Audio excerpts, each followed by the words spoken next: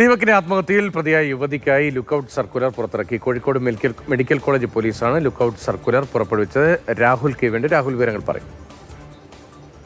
രതീഷ്, ഈ യുവതിക്കെതിരെ ആത്മഹത്യാ പ്രേരണയ്ക്ക് പോലീസ് കേസെടുത്തിട്ടുണ്ട്. ദീപകിന്റെ അമ്മ നൽകിയ പരാതിയിലാണ് തിങ്കളാഴ്ച ഈ യുവതിക്കെതിരെ പോലീസ് എഫ്ഐആർ ഇട്ടത്. തൊട്ടു പിന്നാലെ തന്നെ യുവതി ഒളിവിലാണ്. പോലീസ് അന്വേഷിച്ചെങ്കിലും കണ്ടെത്താൻ കഴിഞ്ഞിട്ടില്ല എന്നാണ് പറയുന്നത്. ഒപ്പം തന്നെ മൊബൈൽ ഫോൺ സ്വിച്ച് ഓഫ് ആണ്.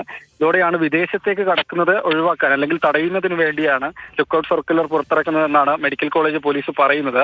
19-ന് തിങ്കളാഴ്ച തന്നെ, അതായത് ഞായറാഴ്ചയാണ് ദീപക് മരിക്കുന്നത്. തൊട്ടടുത്ത ദിവസം തിങ്കളാഴ്ച തന്നെ യുവതിയുടെ മൊഴി പോലീസ് രേഖപ്പെടുത്തിയിരുന്നു.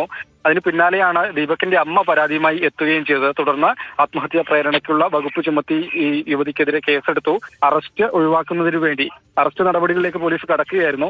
പിന്നാലെ തന്നെ യുവതി ഒളിവിൽ പോയി. അതോടുകൂടിയാണ് ഏതായാലും ലുക്കൌട്ട് സർക്കുലർ പുറത്തിറക്കിയിട്ടുള്ളത്. വിമാനത്താവളങ്ങളിൽ എത്തുകയാണെങ്കിൽ കൃത്യമായി വിവരം ലഭിക്കും എന്നതിന്റെ അടിസ്ഥാനത്തിൽ കൂടിയാണ് പോലീസ് ഏതായാലും ഈ നടപടി സ്വീകരിച്ചിട്ടുള്ളത്.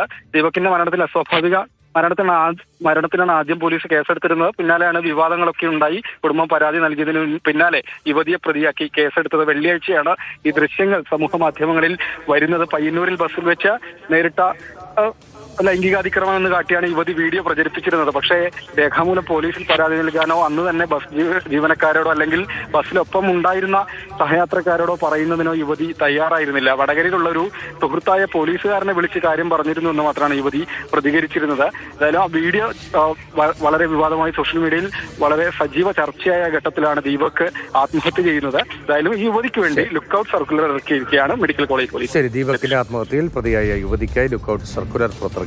കോഴിക്കോട് മെഡിക്കൽ കോളേജ് പോലീസാണ് ലുക്കൌട്ട് സർക്കുലർ പുറപ്പെടുവിച്ചിരിക്കുന്നത്. രാഹുലാണ് ആ വിവരങ്ങൾ നൽകിയത്.